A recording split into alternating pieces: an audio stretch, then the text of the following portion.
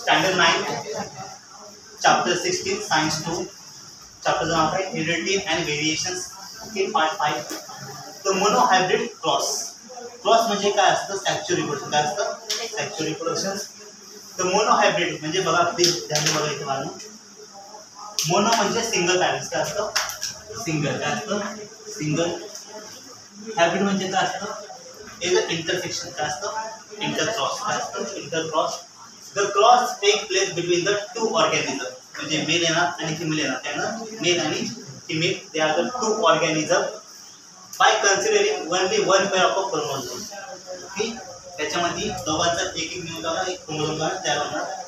of a character is called as a monohybrid cross monohybrid cross XX and XY they are the cross intersections okay cross intersection are the baby is formed as XY okay monohybrid cross monohybrid cross second point the Mendel got about the cross between two pea plants Mendel काय घेतले दोन P plant घेतले म्हणजे वाटण्याचे झाड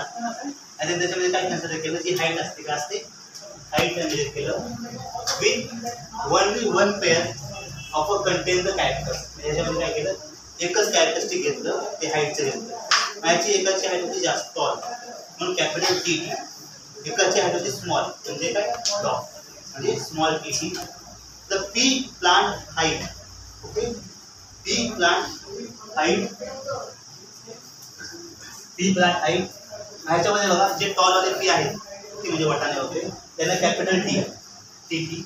आणि जे स्मॉलवाले T T आहेत त्यांना स्मॉल टी टी मग ह्यांचं क्रॉस इंटरसेक्शन झालं वागणं तर मला काय जनरेशन काय भेटली capital T small T capital T small T small T capital T small T capital T मग ही झाली F1 जनरेशन म्हणजे फिल इन वन जनरेशन काय ना फिल इन वन जनरेशन ह्याच्यामध्ये बघा